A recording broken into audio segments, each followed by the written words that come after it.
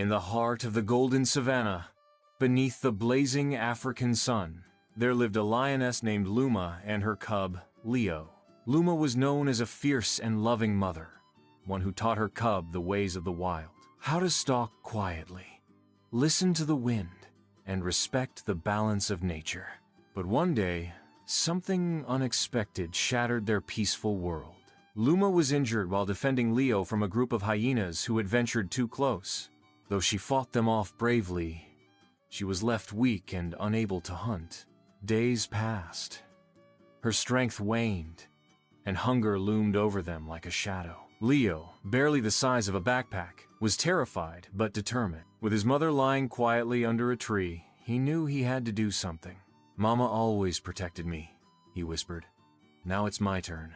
Despite being young and inexperienced, Leo decided to seek help. He had overheard stories of a human village nearby, people who sometimes helped herd animals. With a trembling heart and steady resolve, he set out across the savannah. On his journey, Leo faced blistering heat, thorny bushes, and the occasional dangerous animal. But he kept moving. He was scared, yes, but the thought of his mother lying alone, waiting, gave him the courage of a grown lion. Leo finally reached the outskirts of the village. The sight of humans frightened him, but he didn't roar or run. Instead, he sat near the village edge and let out a soft, desperate cry. A cry that was heard by a young girl named Amina. Amina, kind-hearted and curious, saw the baby lion and noticed something unusual in his eyes, not aggression, but a plea.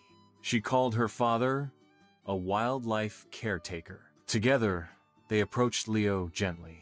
Guided by Leo's movements and weak roars, the family followed him back into the wild. After hours of walking, they found Luma, breathing shallowly, hidden beneath a bush. Without wasting time, Amina's father called for a rescue team. Luma was sedated, treated, and taken to a wildlife sanctuary for recovery. Leo stayed close, never leaving her side. Weeks passed. Luma healed, slowly but surely. The sanctuary staff, amazed by Leo's bravery, shared the story across the country. People were moved to tears. A small cub, barely old enough to survive on his own, had crossed miles of wilderness to save his mother. Not with strength, but with heart, love, and courage. Luma and Leo were released back into the wild, where they thrived. But their story lived on in schools, in newspapers, and in the hearts of those who believed in the power of bravery, even from the smallest among us.